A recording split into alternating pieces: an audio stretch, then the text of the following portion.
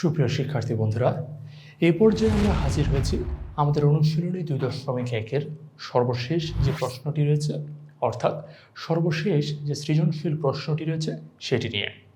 সৃজনশীল প্রশ্নটিতে বলা হয়েছে, কোনো আসল 3 বছরের সরল মুনাফা সহ 28,000 টাকা এবং 5 বছরের সরল মুনাফা সহ 30,000 টাকা হয়। প্রথম প্রশ্নটিতে বলা হয়েছে প্রতীকগুলোর বর্ণনা সহ মূলধন নির্ণয়ের সূত্রটি লিখো। অর্থাৎ এখানে শুধু তোমাকে সূত্রটি লিখতে হবে, কোনো কিছু বের করে দেখাতে হবে না। যেহেতু কোনো কিছু বের করে দেখাতে হবে না, শুধুমাত্র সূত্রটি জানতে চাওয়া হয়েছে, তার কারণে এখানে উদ্দীপক থেকে কোনো কিছু নিয়ে, কোনো তথ্য নিয়ে কোনো ক্যালকুলেশন তোমাকে করতে হবে না।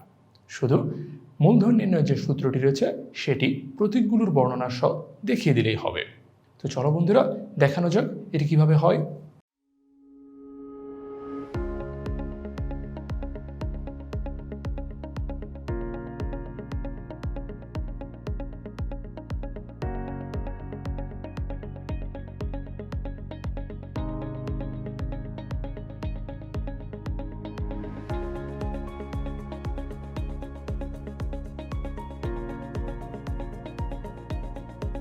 শিক্ষার্থী বন্ধুরা, দেখতেই পাচ্ছ আমরা আমাদের অনুশীলনীর এই যে সৃজনশীল প্রশ্নটি রয়েছে সেটির ক নাম্বারটি ইতিমধ্যে সমাধান করে ফেলেছি।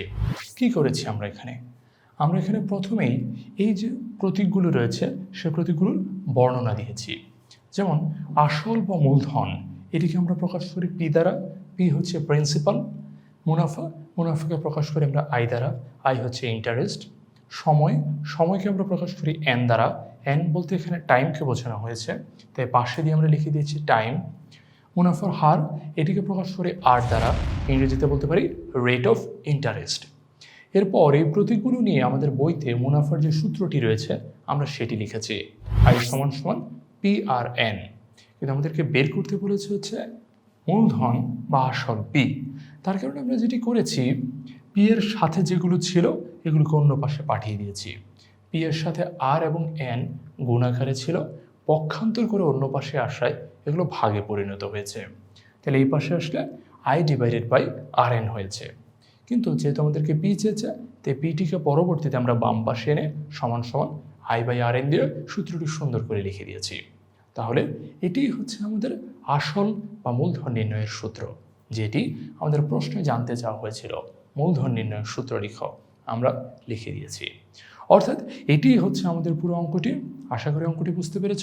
এ পর্যায়ে আমাদের পরবর্তী যে অঙ্ক মুনাফার হার নির্ণয়, সেটি আমরা শুরু করব। তোমরা খেয়াল করলে দেখবে এখানে উদ্দীপকের কোনো তথ্যই ব্যবহার করতে হয়নি, কিন্তু খ নম্বর প্রশ্নে উদ্দীপকের তথ্যগুলো ব্যবহার করেই আমাদেরকে মুনাফার হার বের করতে হবে। তো চলো বন্ধুরা, মুনাফার হার নির্ণয় করা যাক। শিক্ষার্থী বন্ধুরা, দেখতে পাচ্ছ এই পর্যায়ে আমরা আমাদের সৃজনশীল প্রশ্নের খ নম্বর যে প্রশ্নটি রয়েছে সেটি সমাধান করেছি। খ নম্বর প্রশ্নটিতে জানতে চাওয়া হয়েছিল মুনাফার হার কত। এক্ষেত্রে আমরা প্রথমেই লিখে ফেলেছি আসল যোগ 5 বছরের মুনাফা 30,000 টাকা।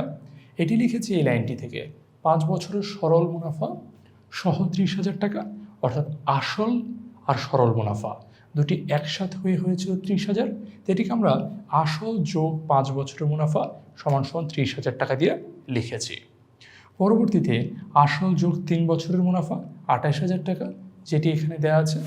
আসল যোগ 3 বছরের মুনাফা সেটি লিখেছি, আসল যোগ 3 বছরের মুনাফা হচ্ছে 28,000 টাকা। এরপর আমরা বিয়োগ করেছি। বিয়োগ করলে খেয়াল করলে দেখতে পাবে আসল থেকে তুমি যদি আসল বাদ দাও এটি পুরোটা বাদ যায়। 5 থেকে তুমি যদি 3 বিয়োগ করো তাহলে তুমি পাবে 2 বছরের মুনাফা, আর 2 বছরের মুনাফা হচ্ছে 2,000 টাকা। এরপর যথারীতি ঐকিক নিয়মে আমরা প্রথমে 1 বছরের মুনাফা বের করেছি, কমেছে তাই ভাগ হয়েছে। তার পরবর্তীতে 3 বছরের মুনাফা বের করেছি। এরপর এখানে কাটাকাটি করে আমরা পাচ্ছি 3 বছরের মুনাফা হচ্ছে 3,000 টাকা। কীভাবে কাটাকাটি করলাম খেয়াল করে দেখো, 2 দিয়ে তুমি যদি 2,000কে ভাগ দাও তাহলে পাবে হচ্ছে এখানে 1,000। 1,000-এর সাথে তুমি যদি 3 গুণ করো তাহলেই তুমি পাবে 3,000 টাকা। 1,000 গুণ 3 সমান সমান 3,000। তাহলে আমার 3 বছরের জন্য মুনাফা দাঁড়াচ্ছে 3,000 টাকা। কিন্তু আমি তো আগেই জানি আসল আর 3 বছরের মুনাফা দুটি একসাথে মিলে হয়েছিল 28,000 টাকা। তাহলে সেখান থেকে আমি যদি 3 বছরের মুনাফাটা বাদ দিই, অর্থাৎ 28,000 থেকে যদি 3 বছরের মুনাফা বাদ দিই তাহলেই তো আমার আসলটুকু থাকে। আমরা সেই কাজটুকুই করেছি। আসল সমান সমান 28,000 বিয়োগ 3,000 টাকা সমান সমান 25,000 টাকা। এরপর এই 25,000 টাকার 3 বছরের মুনাফা 3,000 টাকা, এই লাইনটুকু লিখেছি। তারপর 1 টাকার 1 বছরের মুনাফা কত, 100 টাকার 1 বছরের মুনাফা কত। তোমরা জানো মুনাফার হার মানে হচ্ছে 100 টাকার 1 বছরের মুনাফা নির্ণয় করা, সেটি আমরা নির্ণয় করে দেখিয়েছি। এখানে যখন 25,000 থেকে 1 নেমে এসছে, 3 থেকে যখন 1 নেমে এসছে, তখন এটি নিচে নেমে গিয়েছে, অর্থাৎ হচ্ছে কমে গিয়েছে।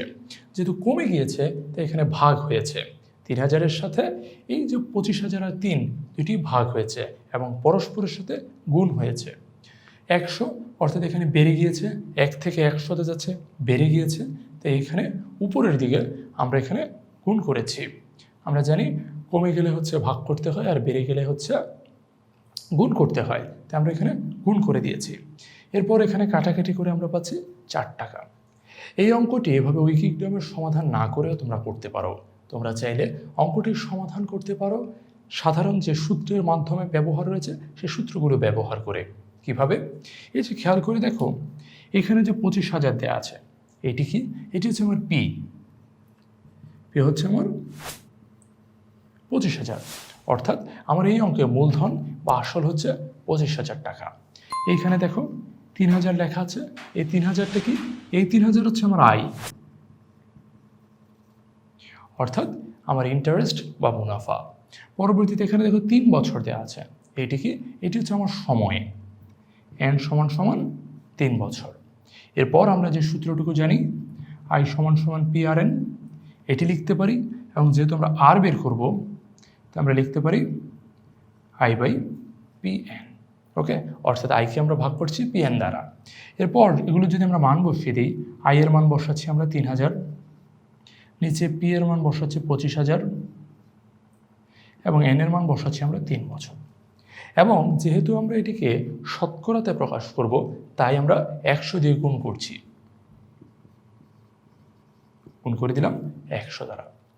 শিক্ষার্থী বন্ধুরা, একটু ভালো করে খেয়াল করে দেখো, আমি এখানে যেটা লিখেছিলাম এখানেও কিন্তু ঠিক সেটাই লিখেছি। অর্থাৎ দুটি জায়গাতেই একই জিনিসই লিখেছি।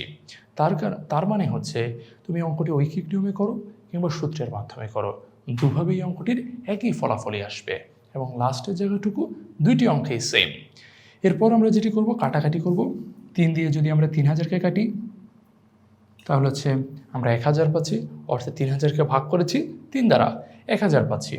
1,000 দিয়ে যদি 25,000-কে ভাগ করি, আমরা 25 পাবো। 25 দিয়ে যদি তুমি 100-কে ভাগ করো, তাহলে তুমি পাবে 4।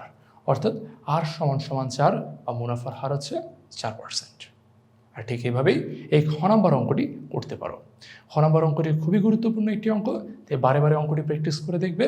আর আমরা এখন চলে যাচ্ছি পরবর্তী যে অঙ্ক, অর্থাৎ ঘ নাম্বারে যে অঙ্কটি রয়েছে সেটিতে। এখানে বলা হয়েছে ঘ নাম্বার অঙ্কে একই হারে, অর্থাৎ হারটুকু সেম থাকবে। তার মানে মুনাফার হার এখানে যেটি বের করেছি 4%, পরবর্তী অঙ্কেতেও মুনাফার হার সেটিই থাকছে। মুনাফার হার 4% ধরে নিলে, জমা করে রাখলে, কত টাকা জমা রাখলে 5 বছরের মুনাফা আসলে 48,000 টাকা হবে। অর্থাৎ মুনাফা এবং আসল দুটি যোগ করে কত টাকা রাখলে যে 48,000 টাকা আমি পাবো। তো চলো বন্ধুরা, পরের অঙ্কটি আমরা সমাধান করে দেখি। ততক্ষণ পর্যন্ত ধন্যবাদ সবাইকে। সুপ্রিয় শিক্ষার্থী বন্ধুরা, এই পর্যায়ে আমরা আমাদের সৃজনশীল প্রশ্নের লাস্ট যে পার্টটি রয়েছে, অর্থাৎ খ নাম্বার অংশটি, সেটিতে এসে হাজির হয়েছি। তোমরা দেখতে পাচ্ছ ইতিমধ্যেই ক নম্বর অঙ্কের সমাধানটি আমি করে ফেলেছি। ক নম্বর অঙ্কটিতে জানতে চাওয়া হয়েছিল একই হারে, অর্থাৎ আগের অঙ্কে যে হারটুকু পেয়েছিলাম মুনাফার হার, সে একই হারে কত টাকা জমা রাখলে, অর্থাৎ আসলটুকু কত হলে 5 বছরের মুনাফা আসল 48,000 টাকা হবে। সময়টুকু বলা আছে 5 বছর, মুনাফা আসলে হতে হবে 48,000। এক্ষেত্রে খেয়াল করে দেখো, খ হতে তুমি পেয়েছো আগেই মুনাফার হার হচ্ছে 4%, অর্থাৎ আর সমান সমান হচ্ছে 4%। 4% মানে কি? মানে হচ্ছে 100 টাকা তুমি যদি রাখো, 1 বছরের মুনাফা পাবে 4 টাকা। সেটুকুই লিখেছি, 100 টাকার 1 বছরের মুনাফা 4 টাকা। তাহলে যেহেতু এখানে 5 বছর বলেছে, এই যে 5 বছর বলেছে, তাই আমরা লিখলাম 100 টাকার 5 বছরের মুনাফা কত হয়। 100 টাকার 5 বছরের মুনাফা 4 দিয়ে তুমি যদি 5কে গুণ করো 4 5 20, তার মানে হচ্ছে 100 টাকার 5 বছরের মুনাফা 20 টাকা। এখন দুটি যদি যোগ করো, অর্থাৎ মুনাফাটি এবং আসলটি যদি যোগ করো, মুনাফা আসল দাঁড়াচ্ছে 120 টাকা, যেখানে আসল হচ্ছে 100 টাকা আর মুনাফাটা হচ্ছে 20 টাকা। এই যে এখান থেকে পেয়েছি 20 টাকা। তাহলে এই 120 টাকা মুনাফা আসলের ভিতরে আসল হচ্ছে 100 টাকা, যেটি আমরা এখানে লিখেছি। মুনাফা আসল 120 টাকা হলে আসল 100 টাকা, মুনাফা আসল 1 টাকা হলে কত হবে? মুনাফা আসল 48,000 টাকা হলে কত হবে? 48,000 টাকা হলে আসল আসতেছে 40,000 টাকা। কেমন করে এই 40,000 আসছে? খেয়াল করে দেখো, এখানে যখন 1 হয়েছে তখন এখানে আমরা ভাগ করেছি, কমে গিয়েছে তাই ভাগ, পরবর্তীতে 48,000 বেড়ে গিয়েছে তাই গুণ হয়ে এরকম অবস্থায় এসছে। তারপর আমরা কাটাকাটি করতে পারি। আমরা যদি প্রথমে 20 দিয়ে উপরে নিচে কাটাকাটি করি, তাহলে 5 20 100 আর নিচে হচ্ছে 6 20 120। তারপর 48,000কে তুমি যদি 6 দ্বারা ভাগ করো, সেক্ষেত্রে তুমি পাবে 8,000।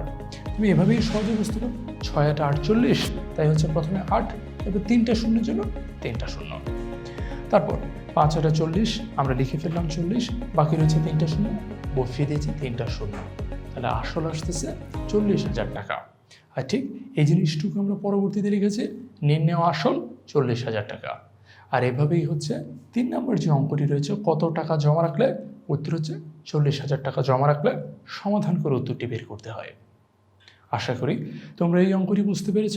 আর এই অঙ্কের মাধ্যমে এই অনুশীলনী 2.1 আমাদের সম্পূর্ণ হয়ে গেল। আশা করি তোমরা সবাই পরীক্ষাতে অত্যন্ত ভালোভাবে দক্ষতার সাথে এই অঙ্কগুলো সমাধান করতে পারবে।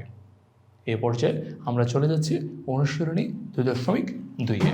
ততক্ষণ পর্যন্ত সবাই ভালো থাকো, অঙ্কের সাথেই থাকো। সবাইকে ধন্যবাদ।